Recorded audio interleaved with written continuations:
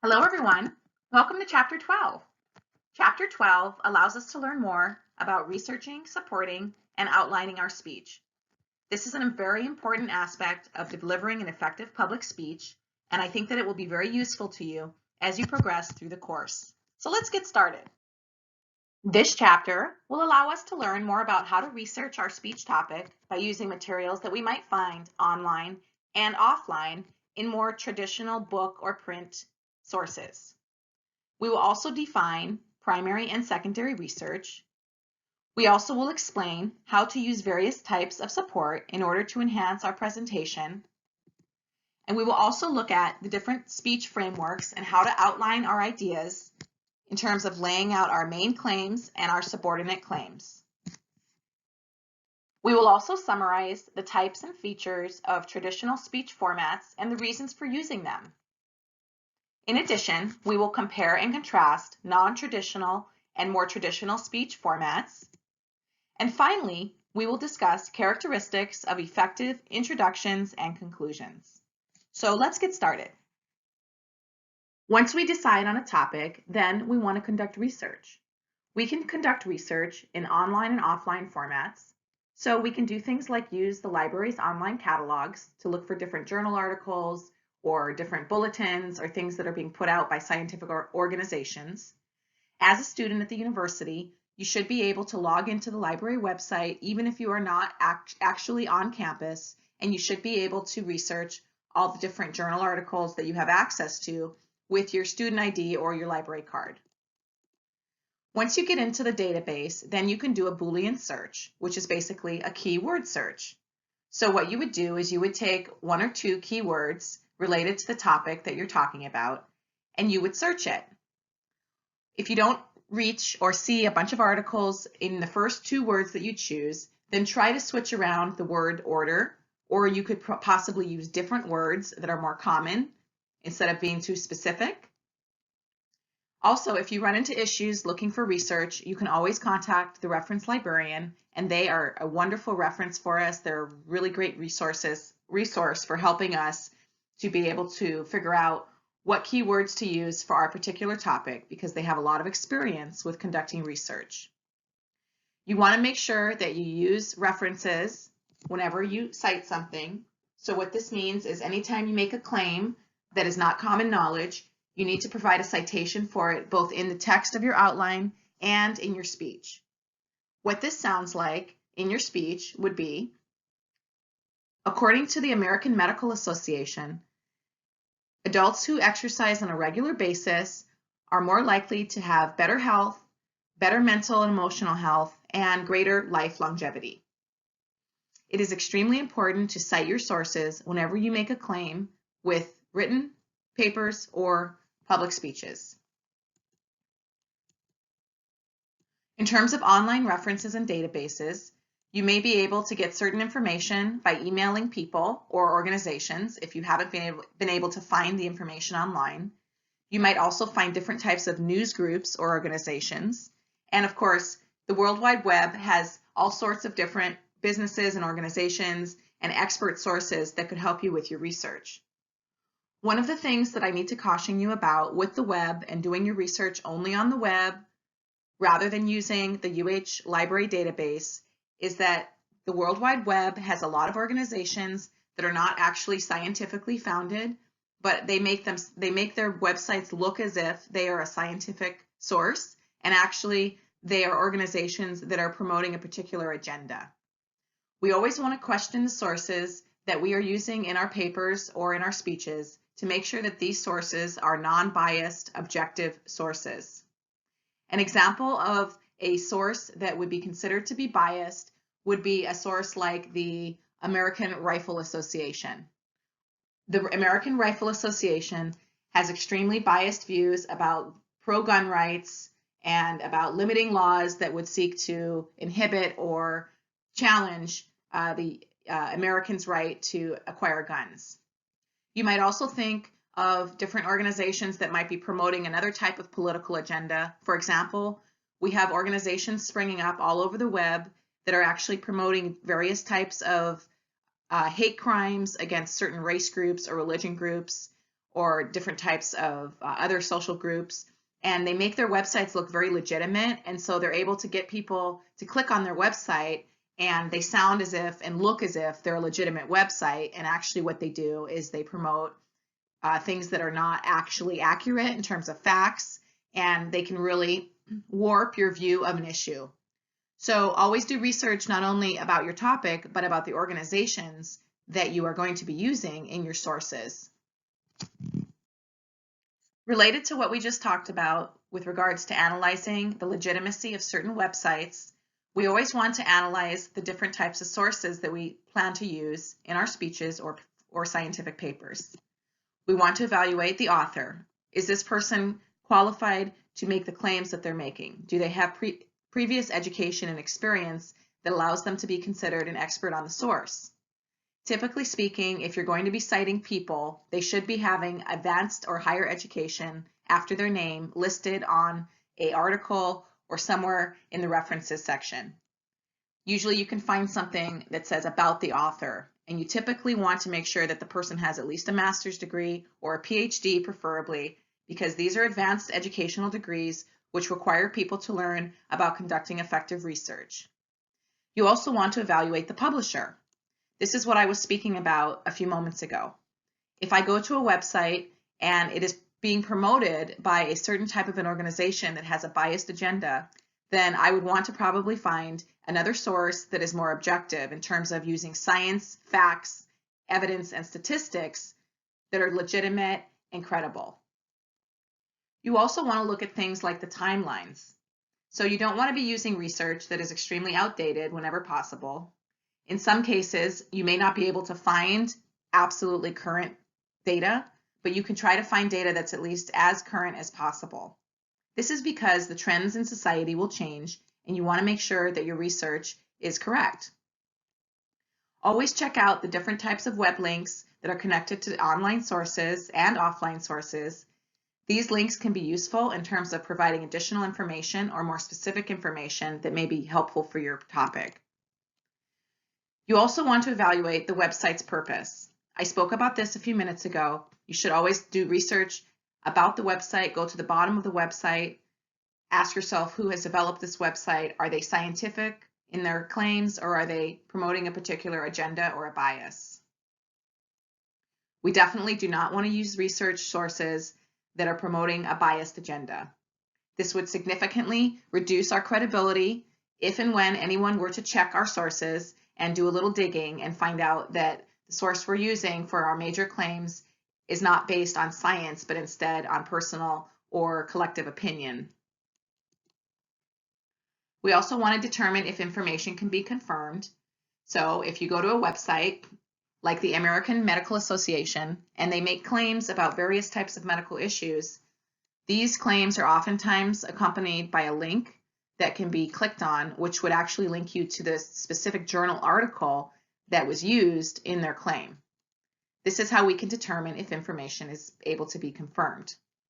All of these things are extremely important in terms of effectively researching our topic and laying out a productive, persuasive speech. In terms of researching your topic, there are two types of research that we can do for a given issue. Primary research deals with collecting data that has not already been confirmed in the academic or scientific community. Primary information would include things like your personal observations, research that you might do in terms of watching people or observing, or your experiences up until now in life. You might also do things like informal surveys. So you might survey 50 people that you meet in front of the UH library and ask them their opinions on some issues. You might also conduct interviews. During the informative speech for this course, you are required to conduct an information-seeking interview with someone who is an expert in the topic area about the speech. This is another example of primary research where you're going to be actually going out and talking to people who are experts and asking them specific questions that are going to help you in your main claims and supporting evidence. Primary research is not to be considered research that has been scientifically endorsed. It has not been peer reviewed, so primary research does not have the same force in terms of the impact that it can make on an audience. Generally speaking, the scientific process is a process whereby people conduct research in experimental or various quasi-experimental or even experiential areas, and that research is subjected to a peer review process. The peer review process requires that people who are experts in the field where the research has been done evaluate that particular research to determine if it should be published in an academic journal. Therefore, we can assume that most research we find in legitimate academic journals has been subjected to the scientific process. What this means is that secondary research, such as the kind of research that we would find in academic journals or different scientific organizations or various books, generally speaking, these types of research are more legitimate and more credible in terms of making claims because they have been subjected to the scientific process. However, it is also important for us to do primary research where we talk to people about the topic and we might be able to get narrative or experiential or anecdotal evidence that we can use to help support the scientific research that we found. For example, if the AMA claims that adults who exercise every day are much more likely to be healthy mentally, emotionally, and physically, and they are much healthier later in life, then you might be able to talk to some people you know who are very active and ask them about what it is that exercise does for them that helps them to be more healthy. You could talk about exercise, you could reference what the AMA says in your interviews or informal surveys with those people, and then you could weave in some of their anecdotes or some of their little narrative clips from what you found into your actual paper. So in this way, we can use secondary research to really learn about what has been done on the area, and then that will inform any kind of primary research that we may want to conduct to help bolster the secondary research that we refer to in our speeches and our academic papers. Once you start doing your research, you will be able to identify the different kinds of definitions that you want to use when you're laying out the main claims in your paper. Before you even make your main claims, you need to start by providing the relevant definitions that people will need to understand your main points. So, at the beginning of your speech, you should always provide a definition or an explanation of what a various issue is, or what a word or phrase or concept refers to, and different types of issues related to that concept. Supporting material may take the form of various statistics which are facts that are expressed in a numerical form. So referring back to the AMA example, statistics would take the form of, hypothetically, 50 to 70% of adults who exercise on a regular basis are able to live to the age of 70 or older and be healthy and functional in every way. That would be an example of a statistic. We might also use various examples or illustrations. So we might find examples of different types of specific cases that have taken place in the media or in newspapers or even people that we know, for example, or even in our own life.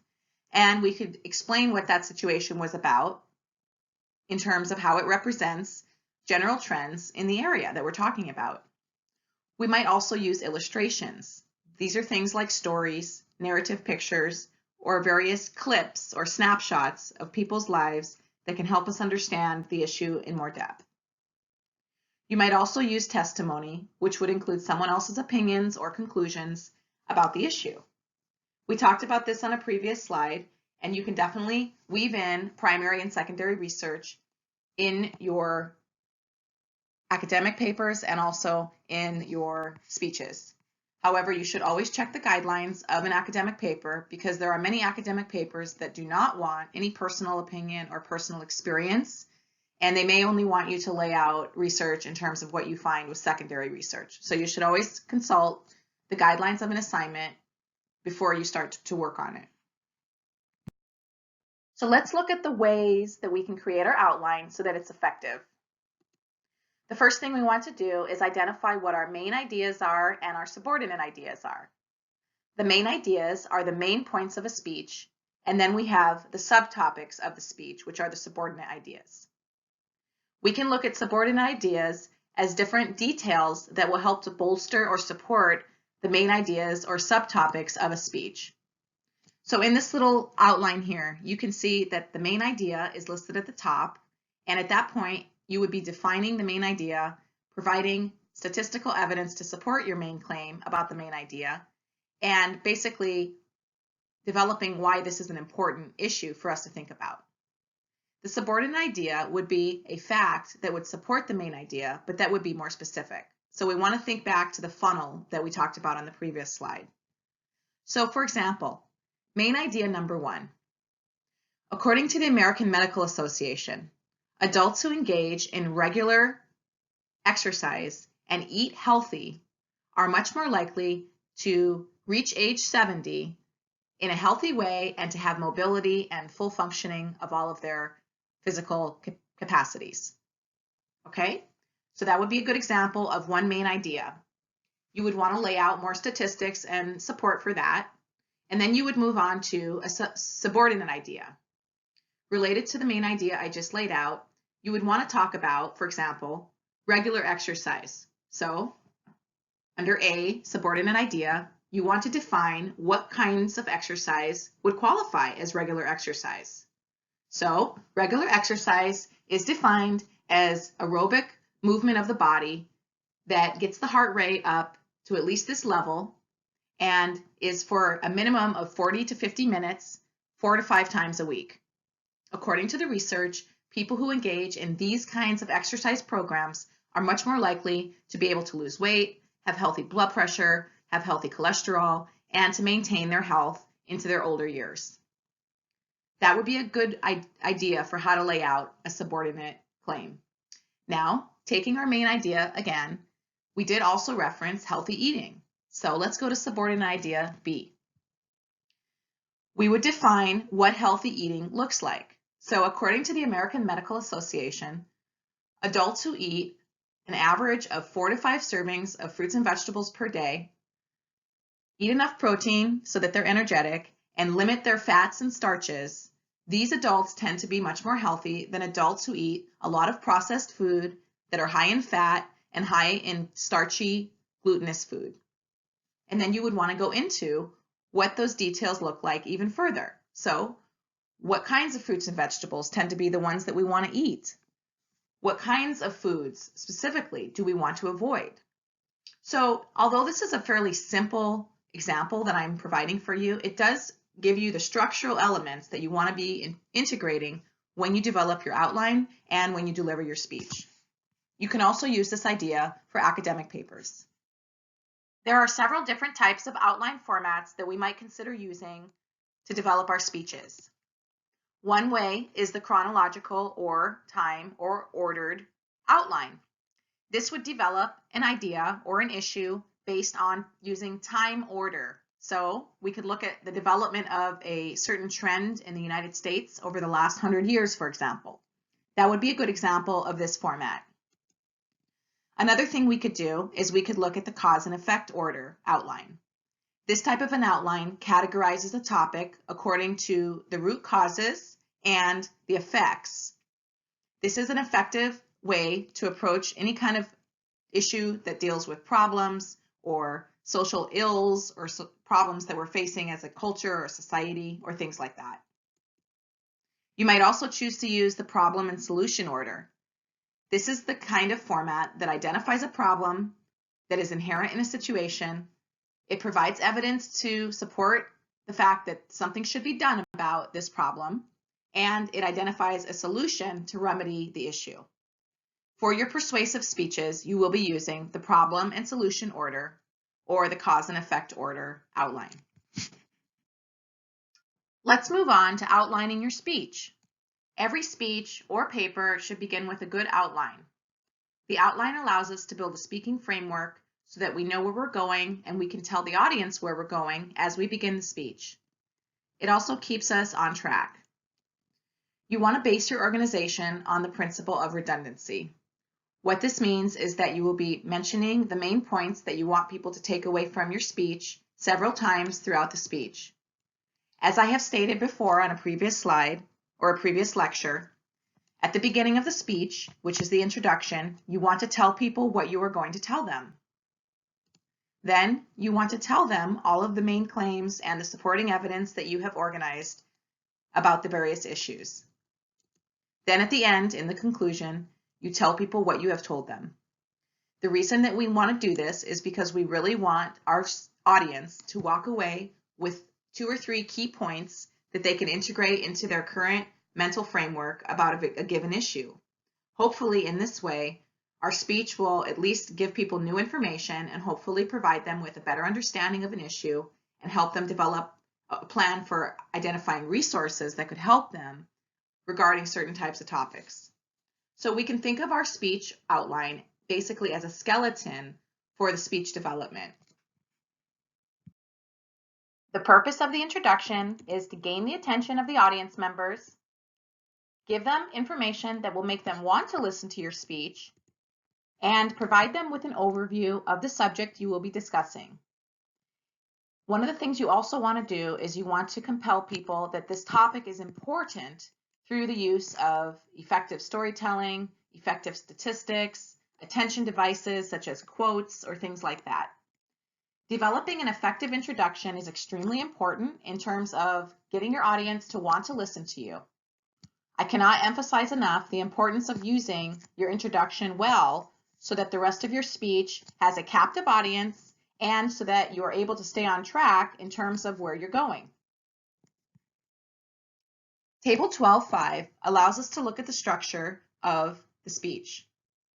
When you're developing your outline, you should lay out the introduction first, and the introduction should identify an interesting or startling statistic that will be used as an attention device. You might also use a short story to give people a sense of the importance of this issue. You could also use different types of anecdotes or statistics or things that might be interesting to people. You might also use a quote from someone who is an expert on a source. The introduction is intended just to provide a brief overview into the main topic that you will be addressing. My academic advisor throughout my graduate program, as I was writing academic papers, which are going to be like the journal articles that many of you will be looking at when you do your research, as I was learning how to write those, my academic advisor told me that I should always think of a paper as a funnel. So when you start your paper, you can imagine the form of a funnel, and a funnel starts very wide, okay? And then a funnel begins to get gradually more and more specific until the funnel has an area where it's going straight through, right? And you have one area that is honed in on, right? And then you can also think of the funnel at the bottom of your paper, okay? So in this design that we're looking at here, we could see the funnel starting at the introductory stage. We could imagine the body as the straight part of the funnel that is one width going all the way down. And then we could imagine a funnel again at the end of the paper or outline, which again goes out more general. So what this means is that you start your paper in a general way, talking about the general topic, getting people kind of, involved, whetting their appetite to listen to your speech. And then you're going to get very specific about making your main claims and supporting every main claim with scientific or academic research that supports those claims. And then at the end, you're going to get more general again as you start to spread out and as you give people something interesting to think about as they leave or as they integrate the new information into their life. This is a very useful approach, not only for public speeches, but also for writing papers. So just to touch on beginnings and endings, it is extremely important that we develop an effective introduction that will allow our audience to want to attend to the message that we are going to deliver. So we want to develop a good attention device that will get our audience thinking about the fact that this is an important topic and that they want to spend the next 15 or 20 minutes listening to us. We also want to make sure that we have a good thesis statement that identifies the main points that we will be making and the main things that we want our audience to take away. During the body, we want to lay out our main points using supporting evidence in the form of primary and secondary research. We also want to make sure that we cite all of our claims in the form of the author's name and the date of the publication, Or if you do an interview with someone, you would want to cite that in terms of a parentheses after main claim, and in parentheses you would put the name of the person, personal communication, and you would put the date in which you had the interview. It is extremely important to make sure that we cite all of our main and our subordinate claims. When we get to the conclusion, we want to provide a brief summary of the main points that we have talked about. We want to leave our audience with an effective attention device that will cause them to, again, think that this is an important topic and that will allow them to remember the topic and the speech information long after the speech has ended. And finally, we always want to thank our audience for being a good audience and for giving us their time in listening. So, in conclusion, this chapter has looked at the way that we can develop effective outlines for good public speaking. We want to make sure that we lay out our claims clearly, and using an outline will help us do that. We also want to make sure that we use good supporting scientific and academic evidence to support our main and our subordinate claims. I hope that this chapter has been useful for you.